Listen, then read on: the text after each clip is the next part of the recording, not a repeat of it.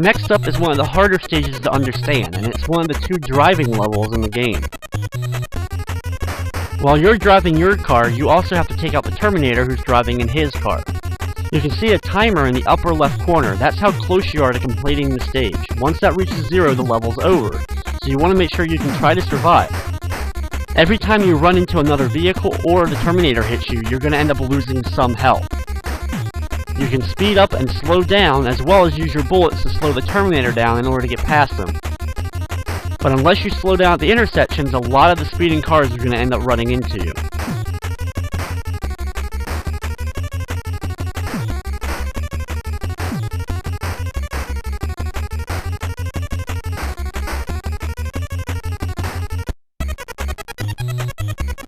Once the timer hits 0, you're in the police station. It's time to find Sarah Connor. In this level, there's a few different paths you can end up taking. First, jump over the gap and take out the police officer. The worst thing about the level is going to be avoiding the electrical sparks from the outlets. When you make it over this gap, press up on the open area so that you can go inside and grab the item.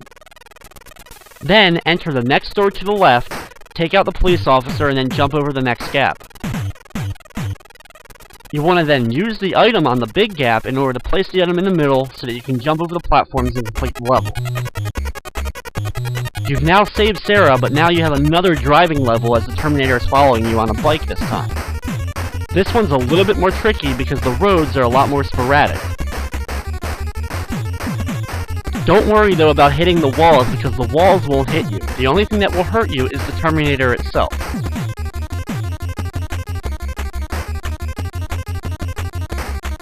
The key is being able to avoid the Terminator on his bike and the shots that he ends up firing at you.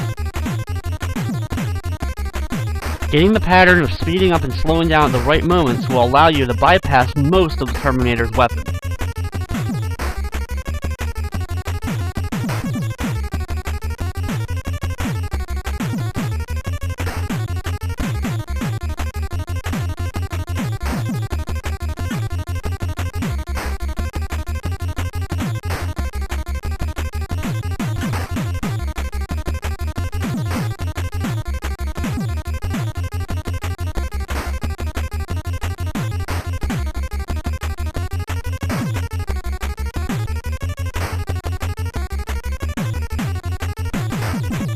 After going through the same endless road over and over again, the clock will eventually finally hit 0 and it's time for the last level of the game, inside of the factory where you must destroy the Terminator.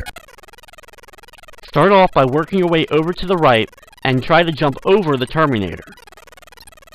Get over the large gap, watching now for the other Terminator on the next side. Once over here, pick up the item and then quickly jump over the Terminator again to get back over.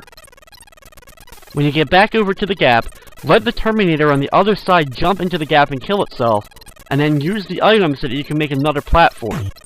Another Terminator may spawn on the left side, just let this one do the same as the first one. Then, work your way along the top in order to get over to the right in order to grab the key.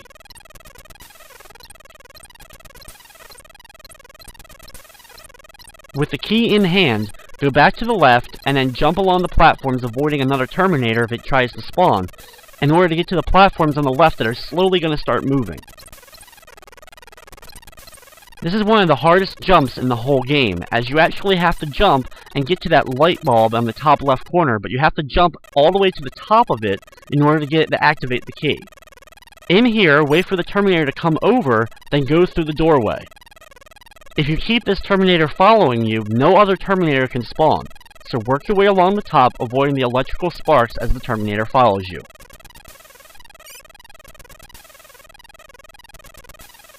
When you get to the end, wait for the Terminator to come near you and then enter the doorway. As soon as he comes through, immediately press up again in order to get back to the top, and the Terminator will walk over, jump into the machine, and you'll have the end of the game.